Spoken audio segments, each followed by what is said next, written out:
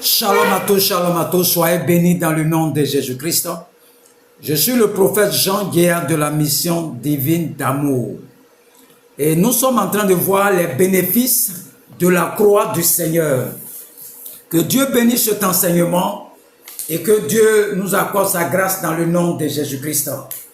Lorsque nous prenons 1 Pierre 2, verset 24, on dit lui qui a porté lui-même nos péchés en son corps sur le bois, afin que mort au péché, nous vivions pour la justice, lui par les meurtrissures duquel vous avez été guéris.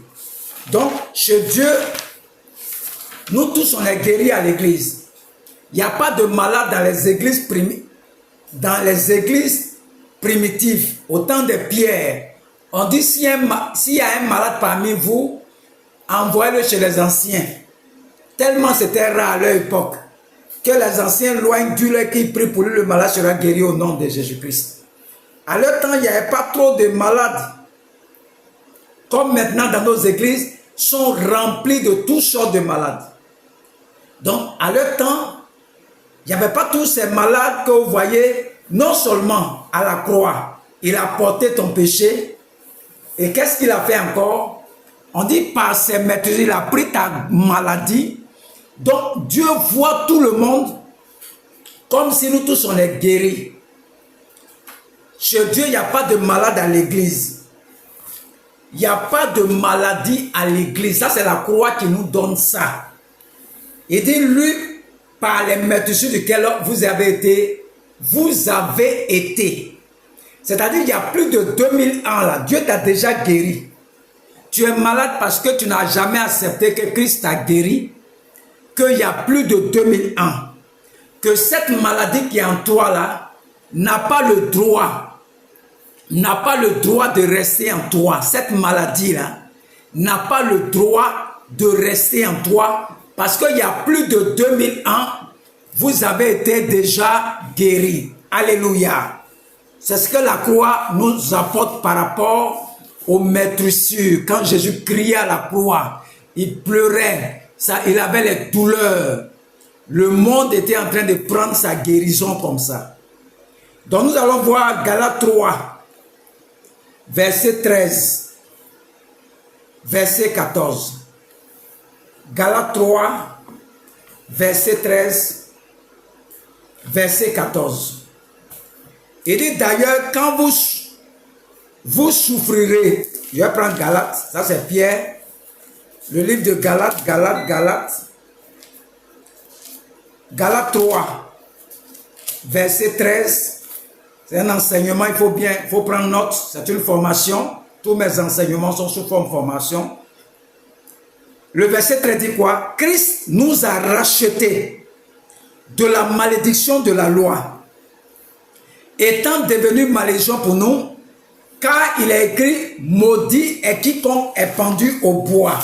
Maudit est quiconque est pendu au bois. Galates 3, verset 13. Regardez ce que Christ a fait pour nous. Il prend ta malédiction. C'est lui qui a été maudit. Donc si moi j'ai été maudit dans ma famille, que j'accepte Jésus-Christ, il a déjà pris ma malédiction il y a plus de 2000 ans. Donc à la croix là, Jésus-Christ a pris ma malédiction. Est-ce que Jésus-Christ a été maudit pour lui-même? Non. C'est la malédiction qui est dans le monde entier là. Passé, présent. Même ceux qui sont encore nés là, tous leurs péchés là, il a tout pris. Leur malédiction, il a tout pris. Est-ce qu'il avait besoin de ça? Il a été maudit pour qui? Pour toi. Jésus, tu as un Jésus, tu continues à être maudit. Toi, tu es maudit. Donc, toute la malédiction depuis Adam. Je ne parle pas de ton grand-père. Laisse ton grand-père en paix. Ton grand-père n'est pas à l'origine du péché. Qui est à l'origine du péché? Ce sont tes ancêtres Adam et Ève. Donc, la malédiction de jardin d'Éden. Dieu dit, tu vas manger la sueur de ton front là. La femme va enfanter avec douleur. Tes désirs se porteront vers ton mari. Cette malédiction depuis le temps adamique. Cette malédiction-là, Jésus a fini avec ça. Ce n'est pas ton grand-père qui a envoyé péché. Il y a plus de 2000 ans, Jésus-Christ a pris cette malédiction. Il a pris cette malédiction. Il a pris ta malédiction. Tu n'as plus le droit d'être maudit. Comme tu ne connais pas la puissance de la croix, la croix est une puissance. Il a pris ta malédiction. Il t'a donné sa bénédiction. Il n'avait pas besoin d'être maudit. Il n'a rien fait. Bon, à ton avis, c'est quelle malédiction Jésus a pris à la croix? Pour ceux qui discutent beaucoup là, on dit Jésus-Christ est l'agneau immolé qui ôte le péché du monde. Jésus-Christ s'est fait malédiction. Il nous a rachetés de la malédiction de la loi. La malédiction qui est liée à la loi. Il nous a rachetés. Et toi, tu continues à être maudit encore dans l'église. Tu continues encore à être maudit. C'est que la parole de Dieu la ment. C'est parce que tu ne crois pas à la parole.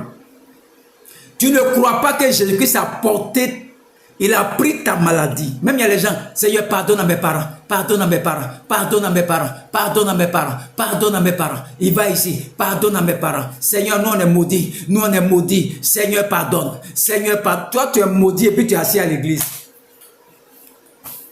Comme tu n'as pas grandi, tu as accepté Jésus-Christ, il a pardonné tes péchés. Et puis c'est tout ce que tu es parti à la maison.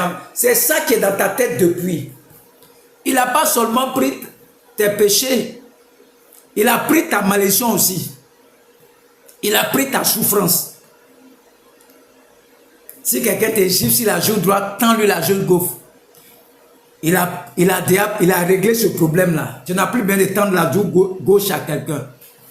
C'est toi, on peut te gifler puis tu as laissé. Quand Jésus-Christ est sorti du tombeau là, tu as vu, on l'a accusé encore.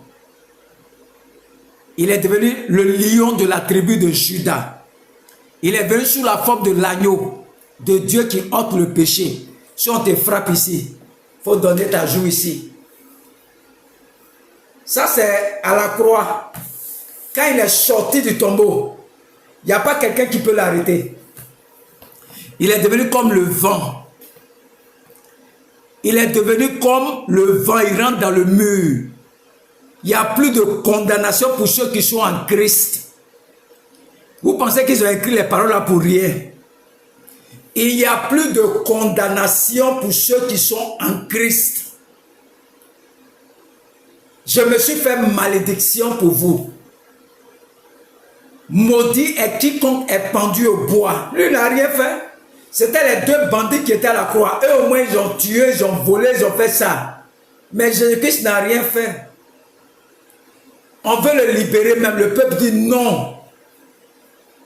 Nous on ne veut pas. Il faut faire sortir le brigand là. Jésus-Christ doit être crucifié pour toi. On dit qui a reconnu la main de Dieu. Ésaïe 53 verset 10. Qui a su que c'est Dieu même qui était en train de frapper son fils avec la malédiction? Personne. Jésus-Christ a porté ton péché. Il a fait grâce de nos offranses. Il a pris ta malédiction aussi. Il a crucifié ton vieil homme. Il t'a réconcilié avec le Père. Il nous a réconciliés avec les Juifs. Il a brisé le mythe de l'inimitié. Il a anéanti la loi de Moïse. Éphésiens 2, verset 13 à 16. Il a anéanti la loi des ordonnances qui nous condamnait. Il vient de dire encore dans Galates 3, verset 13. Il dit, j'ai pris ta malédiction. Tu dis quoi? Quand on se prosterne, on est maudit. Nos parents se sont prosternés devant des eaux, devant des marigots, des cours d'eau, des forêts sacrées. Maintenant, cette loi-là, Jésus a anéanti ça, la malédiction de la loi-là. Tout ce que tes parents ont fait là, il t'a pardonné. Il t'a pardonné. Il n'y a aucune condamnation pour ceux qui sont en Christ. faut croire en ce que Jésus-Christ te dit. On peut combattre les démons. Ça ne va pas finir sur la terre là. Tant que Jésus-Christ n'est pas venu, Satan est sur la terre. Même si tu veux, faut croire la maladie que Jésus a pris ta maison, ils vont t'attaquer toujours. Tu dois prier. Ça ne veut pas dire que Jésus n'a rien fait à la croix. Comme tu ne veux pas prier, les démons viennent t'attaquer. Tu dois te lever en prière pour briser cette malédiction que Satan ne veut pas enlever. C'est à cause de ton ignorance. La maladie des chrétiens, c'est l'ignorance. Tu es ignorant. Est-ce que tu as déjà dit merci à Dieu? Toutes les malédictions ancestrales là ne peuvent rien contre toi. Il a pris ça à la croix. Est-ce que tu as déjà levé les mains pour dire merci? Tu as déjà fait jeûne de prière, jeûne de 40 jours pour dire merci à Dieu parce qu'il a pris la malédiction de tous tes parents ancestrales là. Tu n'as jamais fait ça. Mais quand tu as un problème net là, tu jeûnes. Il faut jeûner aussi parce que pour dire merci au Seigneur parce qu'il a pris cette malédiction. Tu vas voir les songes que tu vas faire. Mais comme tu ne crois pas, tu ne crois pas la parole, à tous ceux qui l'ont reçu, à ceux qui croient en son nom, elle a donné le pouvoir de devenir enfants de Dieu, lesquels sont nés ni de la volonté de la chair, ni de la volonté des hommes, du sang, mais de la volonté de Dieu lui-même. Le passé est passé. Tu es une nouvelle créature. Les choses anciennes sont passées. On n'a aucune malédiction sur un chrétien. C'est parce que tu ne connais pas ta position. C'est une question de dimension, de connaissance. Quel niveau de connaissance tu as sur Christ? C'est de là que tu as limité ta vie toi-même. Ce qui donne le pouvoir à Satan, c'est ton ignorance. C'est parce que tu es ignorant que Satan a le dessus sur toi.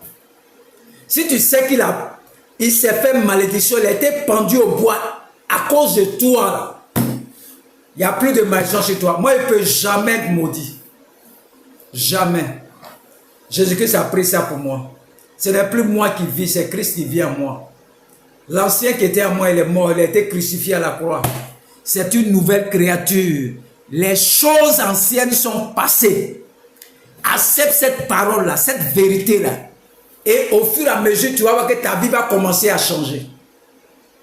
Toutes tes paroles, tu crois à la parole, ça te transforme. Que Dieu te bénisse. C'est ce que Jésus-Christ a fait pour nous par rapport à la malédiction à la croix. Que Dieu te bénisse. Au nom de Jésus-Christ. Amen.